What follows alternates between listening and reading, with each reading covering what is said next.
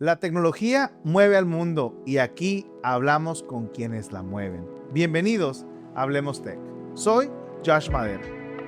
Este episodio es posible gracias a Entera Cloud, soluciones de tecnología e infraestructura en la nube para empresas que no pueden darse el lujo de fallar.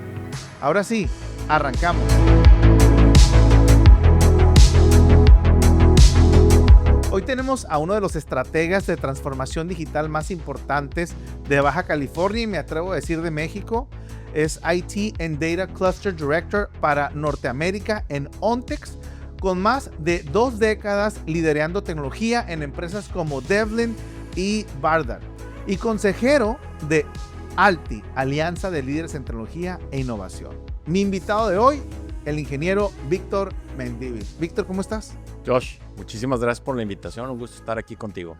Al contrario, gracias a ti, Víctor, no nada más por estar en el episodio del día de hoy, sino por todo tu apoyo que me has brindado a mí personalmente desde que nos conocimos. Tuve la fortuna de que nos visitaras en la oficina, conectamos en un evento. ¿Cuál fue el primer evento en donde nos conocimos, Víctor? Nos conocimos en el Tech and Wine, allá en Valle. En Valle, un evento muy interesante, ¿no? La mezcla de las pláticas de tecnología con el vinito. Muy padre. Sí, y después de eso, cuando ya tuvimos la oportunidad de ya platicar un poquito de forma más íntima, platicamos sobre lo de Alti, que más adelante hablaremos de eso.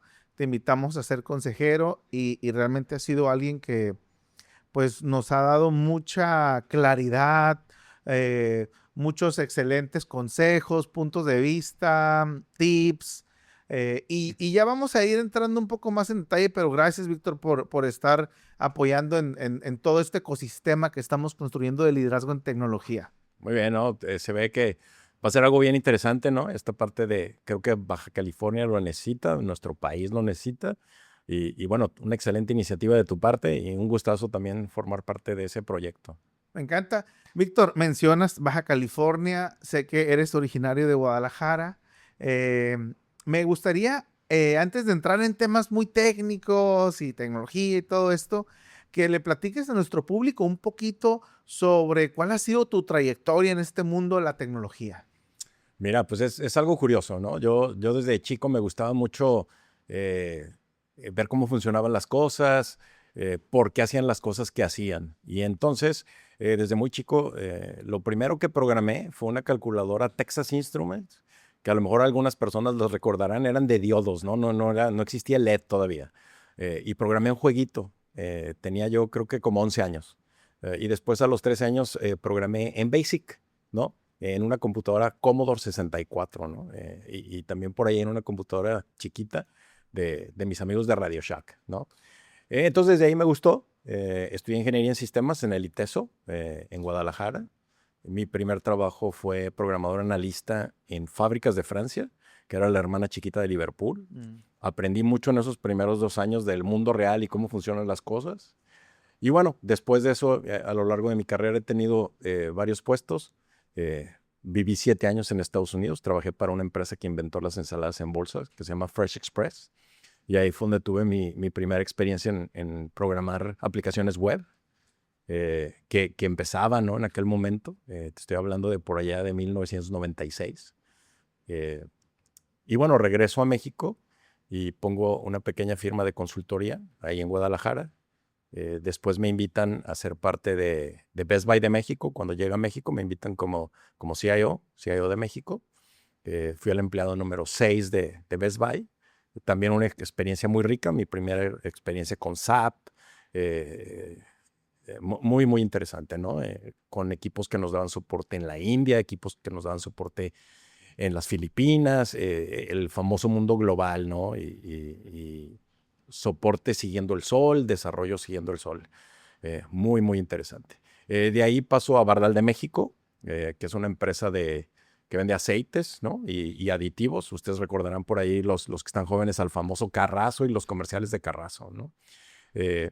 Y después paso 15 meses en el lado oscuro.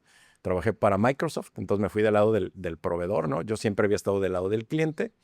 Y me invitan a ser parte de Ópticas Deblin, primero como miembro del consejo y después como CIO, precisamente a enderezar una implementación de SAP.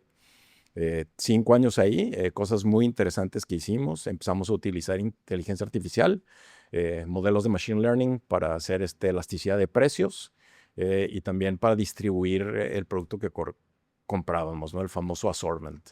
Y bueno, por ahí me sale la oportunidad de venirme a trabajar acá en Tijuana. Mi hijo es piloto de Volaris y esta era su base, entonces dijimos vamos a Tijuana, ¿no? Ontex es una empresa de manufactura, hacemos productos de higiene personal.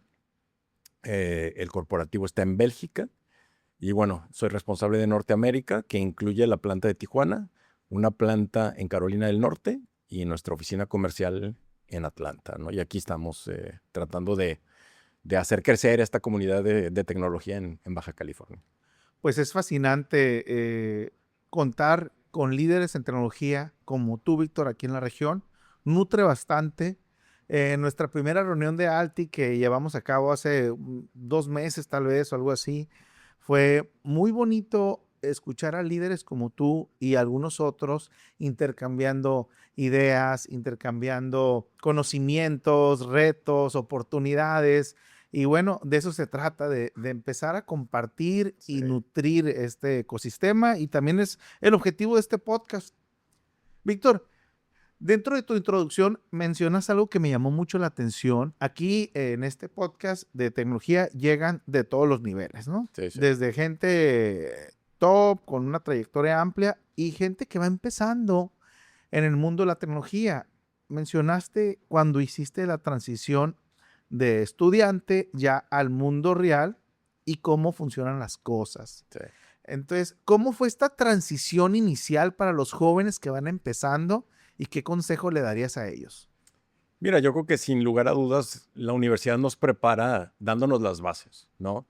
Pero muchos de esos ejemplos son teóricos y funcionan en empresas de un grado de madurez mayor, ¿no? Eh, en nuestra famosa materia de diseño, pues bueno, está la parte de análisis, diseño, desarrollo, pruebas, producción. Y cuando llegas al mundo real, llega el director comercial y te dice, oye, yo necesito este reporte de ventas y lo necesito en 2 horas. Entonces, ese análisis, diseño, desarrollo, pruebas, pues lo tienes que hacer en 2 horas. Entonces, puede que no sigas al pie de la letra esas cosas que aprendiste en la universidad y al principio sí es un poco un shock, porque toda esa teoría, pues la tienes que ir ajustando a la realidad del negocio, a las necesidades que finalmente son ¿no? La venta en un negocio es lo que da para que todo lo demás funcione. Entonces, yo diría que es importante que nuestros alumnos, ¿no? Poco a poco se vayan metiendo en el trabajo, porque el trabajo les va a enseñar esas necesidades reales de negocio y cómo se resuelven, ¿no? Y sin lugar a dudas, la universidad te da lo que yo llamo los cimientos, pero el mundo real es muy diferente a esa teoría, ¿no? Entonces, entre más pronto puedan empezar a convivir en un ambiente de trabajo, se van a dar cuenta de esos cimientos, qué les sirve más, qué les sirve menos, ¿no? Víctor, y aprovechando antes de salir del tema de los jóvenes que van Sí. iniciando, para un estudiante de tecnología, ¿qué consideras que debe de aprender por su cuenta, que en la escuela no le van a enseñar y que puede ser un blind spot? Ni se imagina que lo va a necesitar ya cuando salga al mundo real. ¿Qué debería de estar él invirtiéndole tiempo a aprender? Mira, te voy a contestar. Mi papá era socio de PricewaterhouseCoopers, ¿no? Entonces él estaba muy en esa parte empresarial de negocio. Y a mí, cuando yo decido estudiar ingeniería en sistemas, me da un consejo y me dice, oye, tus sistemas nunca deben de ponerle ataduras a la venta, ¿no? Los negocios están para vender. Eh, entonces es muy importante que no restrinjan la venta. Bueno, yo lo llevo ahí un poco más allá después de estos 20 años que mencionaste de experiencia. Algo que no aprendes en el trabajo, perdón, en la universidad, es conocer el negocio. Tenemos muy pocas materias que hablan del negocio y muy pocas materias que le ponemos atención, ¿no? Porque queremos ser ingenieros, queremos aprender el lenguaje de programación, queremos aprender estructura de datos, queremos manejar base de datos. Pues todo eso sirve si le entiendes al negocio, ¿no? Y entonces yo diría el foco de ellos hoy en día deberías tomar alguna materia optativa que hable del negocio. Y hoy en día puedes hacerlo en la universidad o tenemos, ¿no?, en YouTube una biblioteca muy extensa que te puede explicar cómo funcionan los negocios, ¿no? Me encanta, creo que es un muy, muy buen punto. Y la gente que entiende esto es la gente que veo que está avanzando más, que está logrando éxito, que pasa a convertirse incluso en empresario. Sí. O sea, ese punto es muy, muy importante. Víctor, muy bien. Ahora ya entremos en tema para para los grandes, para los que ya pasaron esta etapa de transición y están operando en el día a día. Por ahí mencionaste el punto que era personas, procesos, data, tecnología. Sí. ¿Por qué algunas empresas implementan esto al revés? Mira, yo creo que este framework, ¿no?, que yo le llamo el triángulo dorado y que me ha servido mucho a lo largo de mi carrera y que lo he aprendido, como justo decías, ¿no?, desde que empecé como programador analista hasta el puesto que tengo hoy en día. La tecnología es una herramienta, no es el destino. Una vez más, ¿no? Si estudias negocios, pues el propósito de una empresa es generar utilidad y eso se genera vendiendo con margen. Entonces, tristemente, hoy en día tenemos a mucha gente que va a una exposición, que leyó un artículo en el avión, que escuchó un podcast y dijo, oye, ¿por qué si ellos lo hacen, por qué no lo hago yo? Y entonces llega una orden que dice, oye, hagamos esto. Sin embargo, en ese triángulo virtuoso, y que yo lo describo como un triángulo equilátero porque los tres lados son igual de importantes, tienes a la gente, a los procesos y a la tecnología. Pero hay una secuencia de construcción en el triángulo. Primero hay un proceso de educación que debes de tener con la gente. Es diferente hacer las cosas en papel a pasar a un Excel, que aparte el Excel es una hoja mágica, puedes hacer, deshacer, borrar, a pasar a un ERP, donde ya hay controles, donde ya tienes que llevar un proceso. Y entonces, pareciera que la tecnología es la varita mágica que va a solucionar el problema. No. La conjugación de la gente con proceso, con tecnología, es lo que cura. Entonces lo tienes que hacer así, ¿no? Entonces, creo que el problema es que muchas veces las decisiones se toman atrabancadas, no estudiadas, sin haber hecho un diagnóstico. Hace rato tú y yo platicábamos aquí de diagnóstico, de análisis, y creo que no te puedes curar si no sabes lo que tienes, ¿no? Entonces es muy importante dentro de esta metodología tomar en cuenta las tres partes, darle su importancia, darle su prioridad para poder llegar al resultado. Muchas veces y nosotros acabamos de hacer un upgrade a nuestro SAP, ¿no? Acabamos de implementar S4 HANA y el Go Live no era el destino, ¿eh? El Go Live es el inicio de la jornada, porque ahora hay que sacarle jugo a esta nueva herramienta que tenemos.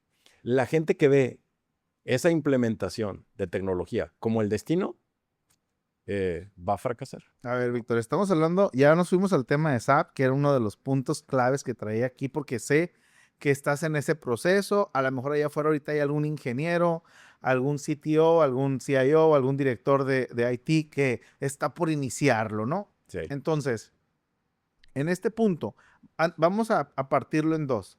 El Go Live, Sí. que dices que ahí es el inicio. Es el inicio. Entonces hablemos del preinicio. Sí. No sé si existe esa palabra, pero bueno. No.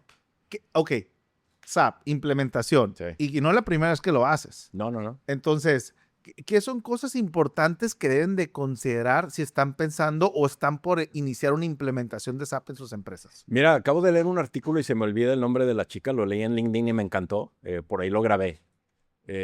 La chica decía que cuando tú implementas un ERP en una empresa y va muy ligado a la pregunta anterior que hiciste de la secuencia, es como un espejo, ¿no? Entonces tú te ves en el espejo y tú quieres estar mejor peinado, quieres estar más delgado, pero si no lo estás, el espejo te lo dice, ¿no? Sí. Ah, pues el RP es exactamente lo mismo. Si no has capacitado a la gente, si no tienes bien definidos tus procesos, el RP no te va a estar funcionando, ¿no? Y implementar SAP, implementar Oracle e-Business Suite, son implementaciones millonarias. Entonces se puede convertir en la máquina de escribir más cara del mundo, ¿no? Porque si lo único que haces es, bueno, pues hago lo mismo que hacía antes, no le vas a sacar jugo. O sea, Entonces, de entrada te compras un Ferrari y lo quieres manejar en una digo, calle de Tijuana sí, sí. llena de baches Y y como bocho, ¿no? topes y todo, ¿no? Entonces hay una parte que tiene que ser antes analizar tus procesos y mapear esos procesos contra la solución, ¿no? ¿Cómo va a funcionar el pagarle la factura a un proveedor? ¿No? Algo tan sencillo como eso. ¿Cómo va a funcionar el realizar un pedido a un proveedor? Como manufactura, Sí, específicamente hablando, sí. ¿cuántos procesos más o menos identificaron que tenían establecidos para implementarlos en SAP? Híjole, en nuestro caso que somos, por si fuera poco, una maquiladora y que tenemos que tener un control muy estricto del inventario y de los productos y los envíos, tenemos identificados alrededor de 300 procesos, ¿no? Algunos de estos son subprocesos de uno más grande, ¿no? Pero el simple proceso de que mi línea de producción requiere de un material, ¿no? Materia prima, porque se le acaba de terminar y lo necesita para continuar, ¿no? Implica que alguien escanee el SKU que necesito, en qué máquina estoy y en qué orden va a trabajar, ¿no? Y una persona en almacén le aparece un mensajito que dice, oye, hay que surtir esta materia prima en esta línea. Y la tiene que llevar porque si no la lleva, pues la línea se puede parar, ¿no? Y fíjate, ese es un solo proceso. Bueno, es un proceso de dos partes. Uno el que pide, otro el que recibe la petición y que ejecuta la entrega, ¿no? Y luego el que la tiene que recibir, ¿no? El que la pidió dice, oye, ya me llegó, ¿no? Para que no sea una tarea pendiente. Entonces, ahí te estoy dando 4 pasos de un proceso muy sencillo, ¿no?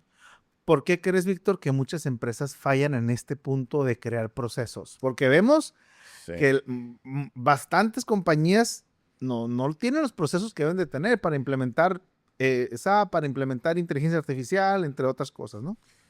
Fíjate que creo que, y tuve la experiencia de haber trabajado en Estados Unidos 7 años, y lo que te puedo decir es que en general el usuario, ¿no? Y hablo del usuario como el que utiliza la herramienta, al igual que el que desarrolla la herramienta, es una parte que no estamos acostumbrados a hacer, ¿no? Es lo último que se hace, ¿no? Primero hace el desarrollo, que funciona, entrégala para que ya la empiecen a usar, capacítalos al vuelo, ¿no? Hay una falta real de lo que se conoce como change management, el famoso proceso de cambio, ¿no? Administración del cambio, donde tú tienes que reeducar a la persona, ¿no? A lo mejor el proceso va a ser el mismo, pero la herramienta es diferente. O el proceso va a tener alguna variación porque la herramienta así lo pide. Y creo que hacemos un pobre trabajo en esa administración del cambio. Es una tristeza, pero no se le da la importancia de vida en estos proyectos, ¿no? Es parte de un costo. ¿En dónde cae esta responsabilidad, Víctor? ¿O crees que parte del problema es porque a veces no se identifica y brinca la bolita de departamento a departamento, Sí. falta de liderazgo o por dónde cae?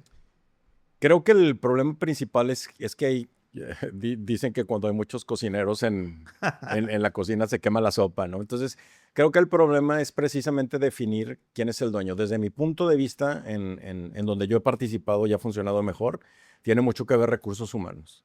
Recursos humanos es el área que debe de coordinar esa capacitación y esa participación de la gente para que ese cambio sea lo más ágil y sencillo no posible. Eliminar fricciones. Y en segundo lugar, el área dueña del proceso, ¿no? Ahorita yo te hice una pequeña descripción de un proceso de 2 áreas. El área de producción, que es la que está en la línea, y el área de almacén, que es la que surte la materia prima. Pues es muy importante que cuando capacitamos eso, estén los líderes de manufactura y líderes de almacén junto con recursos humanos para que sus equipos verdaderamente estén ahí, que estén conscientes del cambio, qué implica el cambio, qué pasa si no sigo los pasos, cuál puede ser la consecuencia. Eh, pero sí, yo creo que es muy importante aquí 3 elementos. Recursos humanos como responsable de la educación, de la capacitación del Y equipo. funge el rol como project manager, básicamente, también, de coordinar todo. En esa parte del change management, sí. Sí deberían de ayudar a la sala, el contenido, el instructor, todo lo que conlleva esa capacitación y ese cambio, ¿no? Eh, luego los líderes de esas áreas que estás educando, ¿no? Que ahorita mencioné manufactura y almacén, pero puede ser finanzas, puede ser cuentas por pagar, etcétera, ¿no? Dependiendo del proceso del que estés hablando. Y finalmente, claro que debe de estar involucrados sistemas para que si surgen dudas de cómo funciona o por qué funciona un poco así, por qué está diseñado así, pues para explicar las razones de por qué, ¿no? Pero es una... Y entonces ya te dije en este ejemplo, pues 4 áreas. Cuando los 4 alzan la mano y dicen, pues yo no soy el responsable, es más complicado, ¿no? Pero desde mi punto de vista, el líder de eso debe ser recursos humanos. Es donde mejor he visto que funciona la administración del cambio. Excelente, excelente. Sí, definitivamente estoy de acuerdo contigo. Les toca lidiar el rechazo al cambio, ¿no? Esa Sí, sí, sí. fricción al cambio Sí, es natural de ser humano natural, sí. que se da, y obviamente dentro de las empresas. Sí, sí, aprendes a andar en una bicicleta, ¿no? La de montaña, y el día que te dan una de carreras, híjole, el manubrio se te hace raro, sientes que te caes, ¿no? Entonces, siempre hay un rechazo al cambio, y yo soy un convencido que el área de recursos humanos, porque aparte es su core, ¿no? Su core es ese trato con la gente amable, empático, que a lo mejor tu desarrollador no tiene, y que debe de facilitar la aceptación de ese cambio. En esta implementación de SAP que han llevado a cabo, Víctor, porque me acuerdo que hablamos un poco de esto en una reunión de consejeros, Sí. eh, ¿qué tanto apoyo, qué tanto soporte, qué tanta información consideras que hay para poder hacer esto de una forma eficiente o carecemos de eso? Mira, creo que tú y yo platicamos, ¿no? Una de las razones por las que nos sentamos a platicar es que en estos 3 años que yo llevo aquí en Baja California, eh, creo que es un área que necesita y que demanda de un nivel de consultoría que hay poca en Tijuana, ¿no? Después de haber estado ya aquí 3 años me doy cuenta que sí hay, pero es poca. Y yo creo que muchos recursos, como en nuestro caso, ¿no? Tuvimos que traer recursos de la Ciudad de México.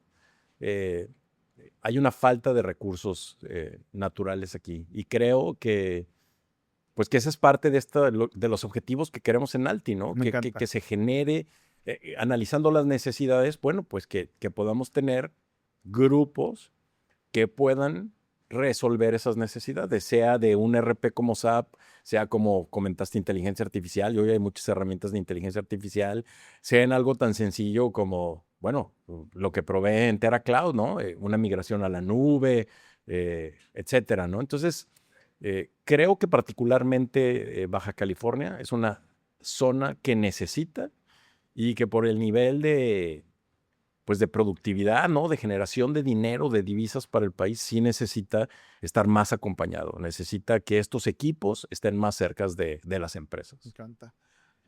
Muy bien, Víctor, regresamos al punto ahora. Una vez que ya lo implementas, mencionas de que el Go Live y dices, ya acabé mi chamba, finalmente esta tarea tan grande concluida. Mencionas que eso es apenas el inicio. ¿Por qué? Porque los ERP son realmente monstruos, ¿no? Son herramientas que hoy le sirven a todas las áreas funcionales, ¿no? Le sirve al área de finanzas, que tú y yo sabemos que al área de finanzas todas las transacciones van y se reflejan ahí. Desde que estás buscando los proveedores de materia prima hasta el servicio al cliente de postventa, ¿no? Hoy en día está todo embebido.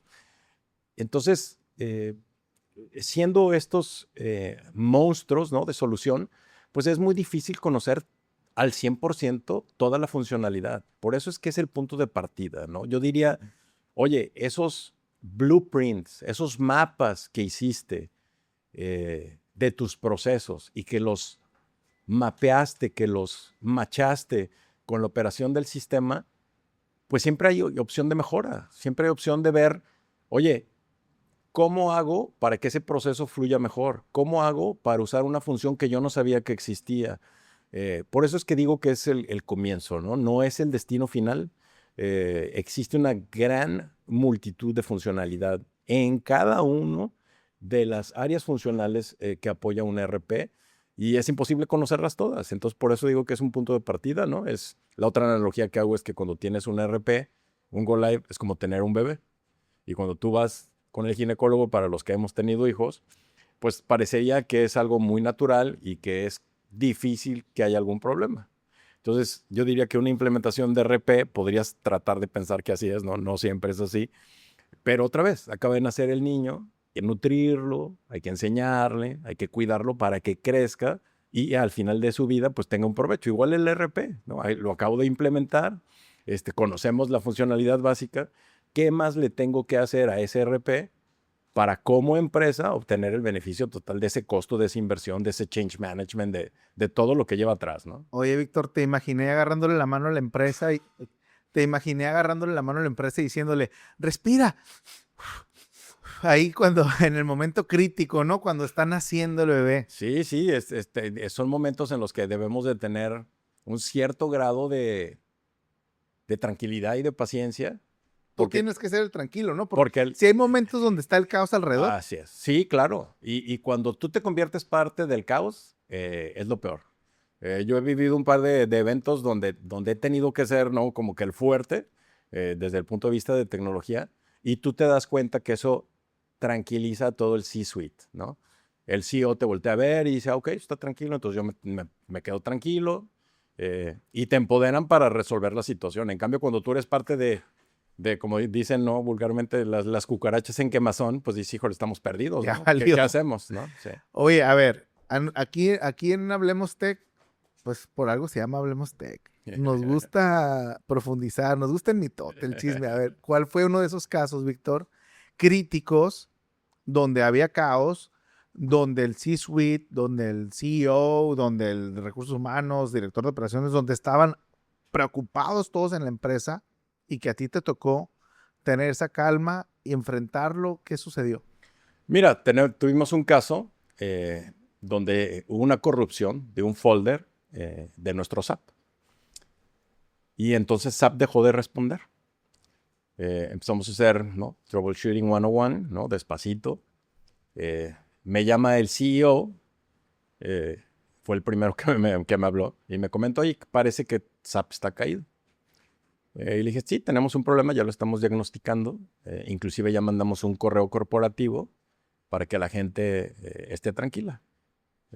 Oye, ¿y qué pasó? Digo, no, todavía no sé ni qué pasó, ni sé cómo lo vamos a resolver porque no sé qué pasó. Te voy a pedir un favor, dame 2 horas y en 2 horas yo te busco, probablemente ya con un diagnóstico y plan de acción. Y me dijo, sí, perfecto.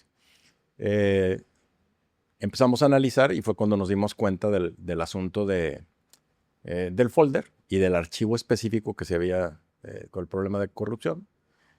Levantamos rápidamente un ticket con SAP y SAP nos dijo que era un problema conocido y que lo que había que hacer era reinstalar. Nosotros teníamos un ambiente de producción y teníamos un ambiente de pruebas, un ambiente de desarrollo. El ambiente de pruebas era lo más similar al ambiente de producción.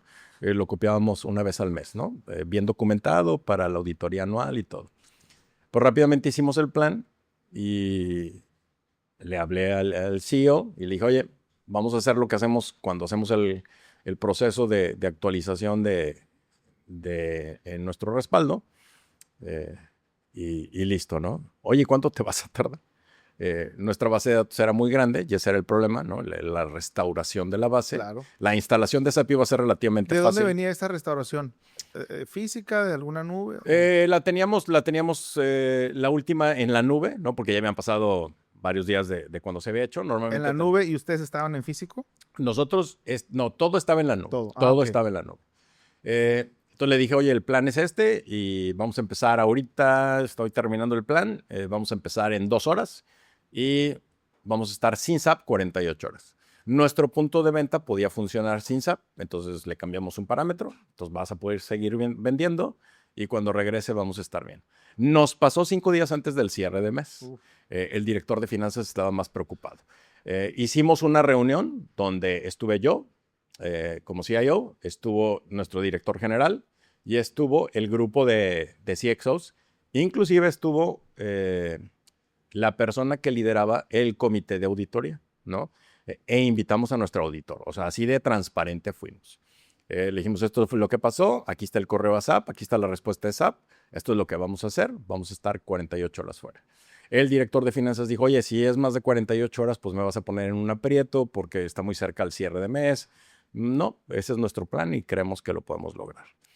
Hicimos un chat en Teams, usábamos Teams de Microsoft y los mantuvimos al tanto. A mí me gusta siempre, también por ahí he aprendido, que entre más sobreinformada esté la gente, menos te va a hablar y menos va a cuestionar lo que estás haciendo. Entonces, cada hora mandábamos un estatus.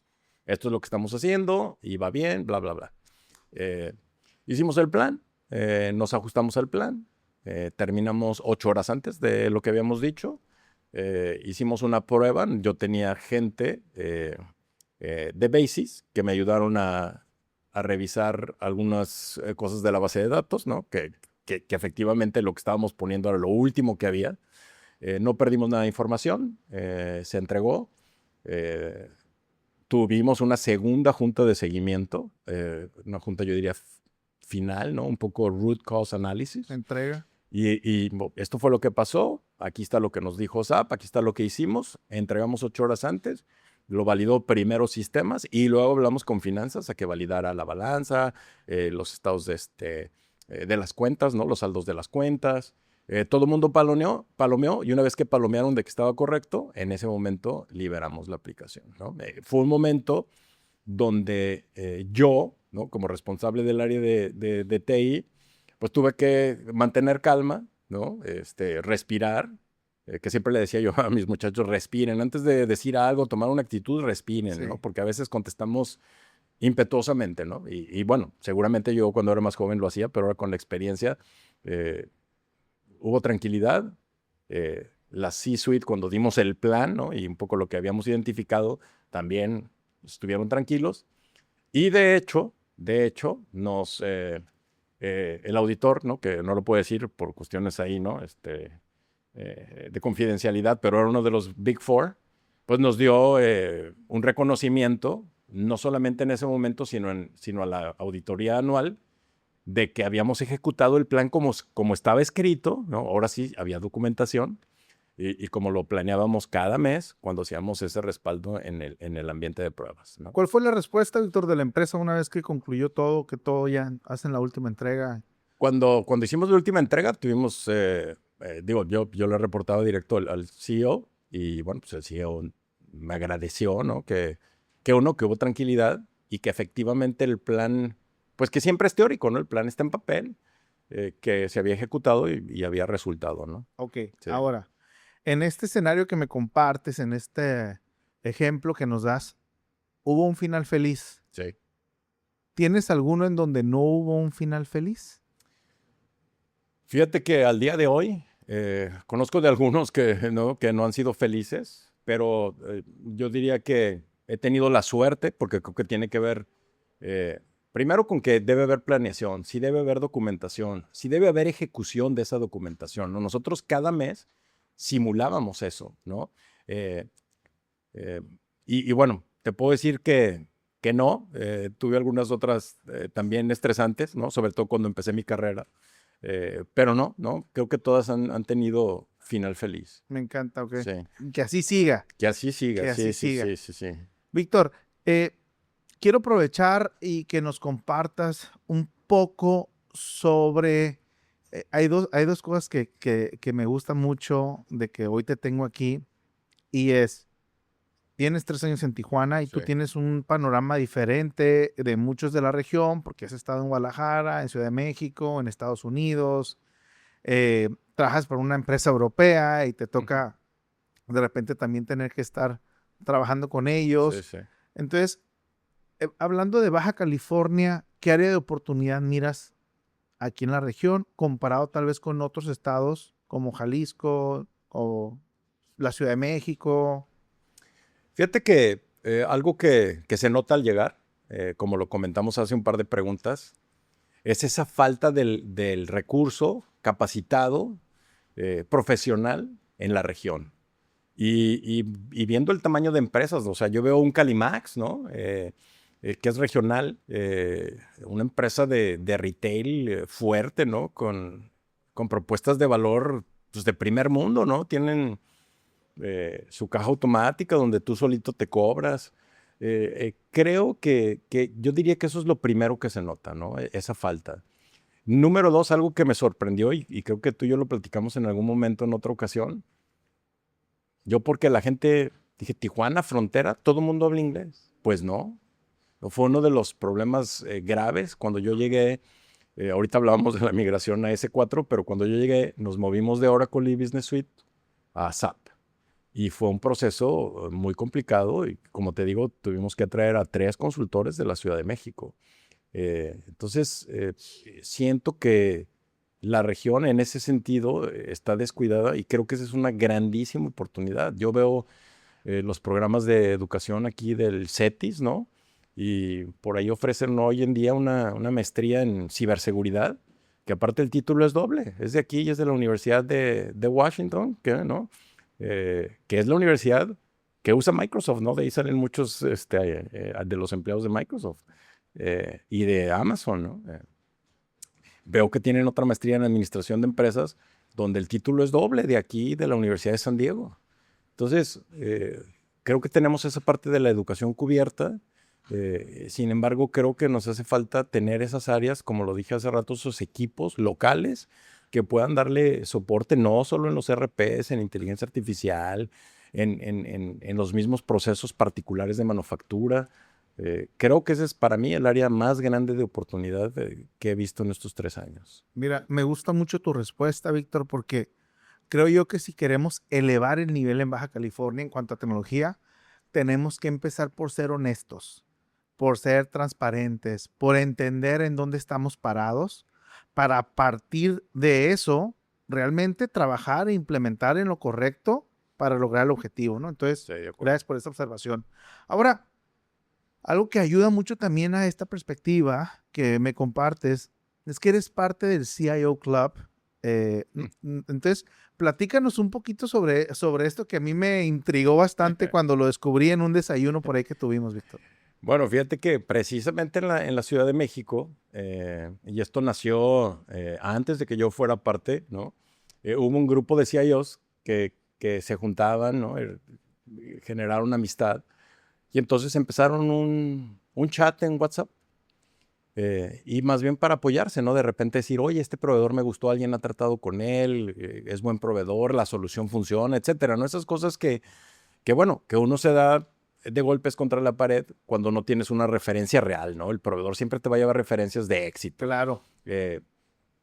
Así nace el CIO Club y entonces a mí de repente un día me invitan, igual así en una cena que lo iban a formalizar y que les gustaría que yo fuera parte de los consejeros fundadores, como acá en Alti.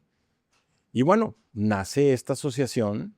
Hoy en día somos alrededor de 270 CIOs en un chat que es exclusivo de CIOs y donde uno de los propósitos principales es esa colaboración, es ese apoyo en estas experiencias de vida que otra vez cada uno, la experiencia no es exactamente la misma, ¿no? Si yo me siento y hablo con 10 CIOs de su experiencia en una implementación de SAP, pues los verticales son diferentes, es diferente en finanzas, diferente en retail, diferente con nosotros acá en manufactura, y cada uno tendrá sus particularidades, pero todos aprendemos de todo. Siempre hay alguien que ha vivido algo, ¿no? Lo que tú decías, algo que falló, algo que funcionó, y bueno, sin lugar a dudas, uno aprende de las cosas, más cuando van mal que cuando van bien, ¿no? Cuando van bien, respiras, estás tranquilo, y lo que te mueve el corazón y la adrenalina es cuando de repente hay algo que falla, ¿no?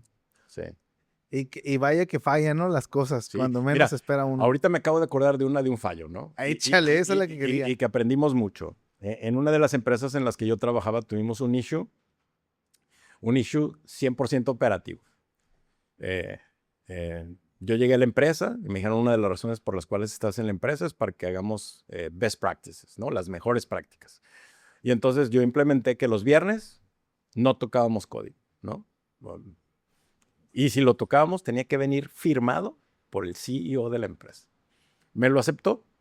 Y era una empresa de retail y de repente, pues el área de marketing reaccionaba ante las promociones de la competencia y querían hacer cambios de promociones los viernes, ¿no? Yo le decía, no, porque hay un proceso de prueba de la promoción en nuestro ambiente de pruebas, porque las promociones eran complejas, ¿no? Por el producto que vendíamos. Bueno, pues un día, ¿no? Eso aparte yo se los inculqué, ¿no? A mi brazo derecho. Y bueno, yo al principio decía, no, ay, Víctor, ¿no? Ese es un sueño, aquí marketing manda. Pues lo implementamos y se respetaba. Pues en un día, un área, ¿no? Y no voy a dar tanto detalle para que no se sepa quién lo hizo, pero alguien de un área pidió un favor, ¿no? Oye, la regué, tenía que sacar la promoción, está publicada y no la pusimos. No me hablaron a mí y mi brazo derecho decidió ejecutar la promoción, saltándose los pasos. Eh, Tuvimos un issue porque de esa promoción se vendieron alrededor de 200 items y tenían implicación en tiempos de entrega. En aquel momento, gracias a Dios, yo no solamente era el CIO, pero también era el Chief Supply Chain Officer. Entonces nos pusimos de acuerdo y en vez de pelearnos como áreas, ¿no? Que hubiera sido lo tradicional, no, Claro. pues es culpa de sistemas, Sí. no nos avisó el sistema, entonces yo no estoy produciendo. Nos alineamos y al final se solucionó el problema sin impacto al cliente y sin impacto a la empresa. Pero es una de esas circunstancias donde todos como equipo aprendimos, ¿no? Porque el lunes que llegué era una bomba, ¿no? Y la gente decía, hay fuego, ¿no? Y yo me acuerdo que les decía, antes de que gritemos fuego, veamos de qué tamaño es el fuego. Cuando lo analizamos y nos sentamos, almacén, laboratorio y sistemas, nos dimos cuenta que era un fuego, pero era un fuego de un cerillo, ¿no? Ya. Esto lo vamos a apagar fácil y controlar. Y lo controlamos, ¿no? Y otra vez en esta política de transparencia que yo tengo, el lunes en mi one-on-one, le comenté al jefe, oye, el fin de semana pasado pasó esto, ¿no? Este fue el problema y así se solucionó. Aquí está el detalle de las 200 transacciones afectadas. Aquí está que se entregó a tiempo, o sea, no afectamos al cliente. Y aparte, primordialmente, los posteos contables al final funcionaron bien, ¿no? O sea, no hubo afectación. Entonces, todo esto se dio porque alguien se brincó el proceso, improvisó. Porque se brincó el proceso, ¿no? Wow. Y sí, o sea, tratando de ayudar a un amigo, ¿no? Te echó la mano. Te echó la mano, ¿no? Y yo diría, aprendimos de lo que se hizo mal, ¿no? Pero otra vez, porque había muy buena comunicación y colaboración entre los equipos, logramos solucionar el problema, ¿no? O sea, por eso cuando me dices, bueno, en estricto sentido ese no acabó mal, ¿verdad? Pero en medio sí estuvo mal. Y no solo estuvo mal, había 3 gentes que para ellos era, o sea, un broncón, ¿no? Hasta que le dimos solución, ¿no? A veces lo que para el líder de un departamento se le viene el mundo encima a la hora de que ya lo compartes con Sí. el CEO o el dueño de la empresa, pues ellos tienen un panorama diferente, Sí, ¿no? sí. Es importante mantener la calma. Muy importante. Víctor, quiero aprovechar, ya casi vamos concluyendo con la entrevista. La verdad, sé que traemos un montón de preguntas, ideas, pero me encanta porque hemos sido muy objetivos el día de hoy en ciertas áreas. Definitivamente vas a ser un invitado frecuente aquí del podcast de Hablemos Tech. O sea, por eso estoy muy tranquilo, porque sé que aquí tenemos muy buena relación. Afortunadamente, ahí nos texteamos en WhatsApp y estamos al pendiente el uno del otro. Entonces, sé que vas a regresar y vamos a poder ir abordando más temas. Y me gusta que sea así, porque cubrimos uno que creo que lo cubrimos muy bien, en vez de andar brincando a lo mejor por diferentes puntos, Sí. pero sí vamos a hacer un brinquito más. Eso. Me gustaría que desde tu perspectiva como líder de tecnología nos compartas un poquito para ti lo que ha sido ser parte del inicio de ALTI, Alianza de Líderes en Tecnología e Innovación. ¿Por qué tú consideras que esto es importante para la región y para los líderes o los que buscan convertirse en líderes de tecnología? Mira, no sabes el gusto que me dio primero que alguien tuviera esa visión, ¿no? Y era una visión que tú la tenías muy clara y que era algo que querías hacer y que tenías tiempo tratando de que cuajara y finalmente pues se dieron las circunstancias.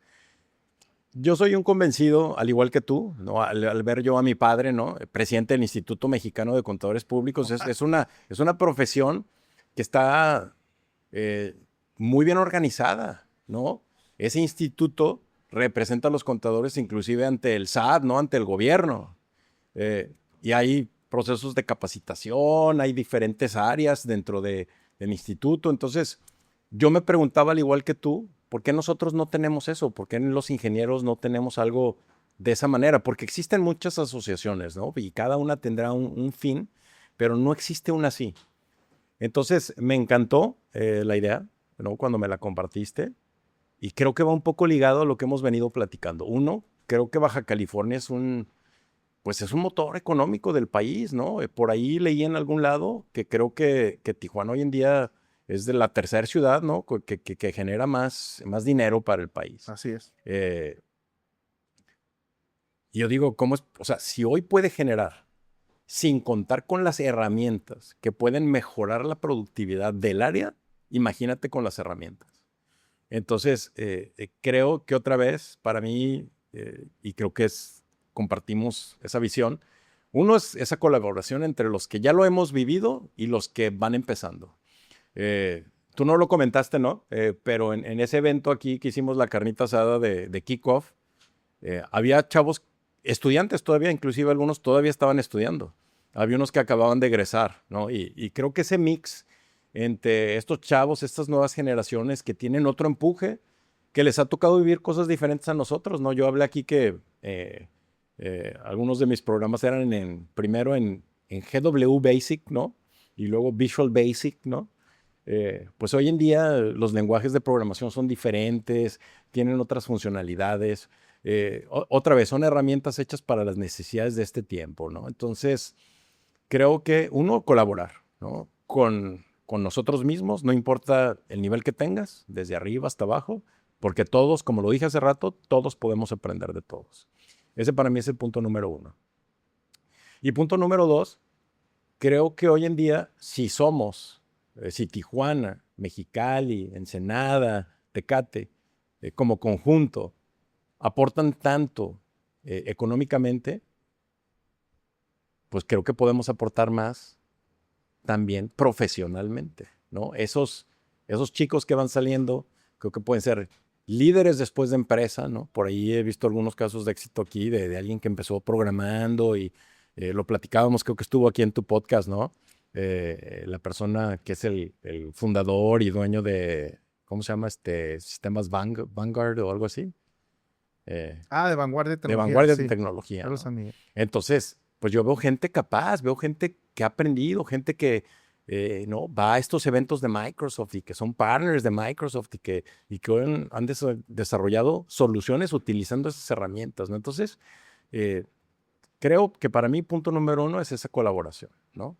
Para poder tener a esa gente, esos recursos que yo comenté, que puedan darle servicio a las necesidades de la zona y no tener que pagarle a alguien que venga de la Ciudad de México, donde ya gastaste más en el avión, en el hotel, sin antes haber empezado esa consultoría, ¿no? Ese apoyo, ese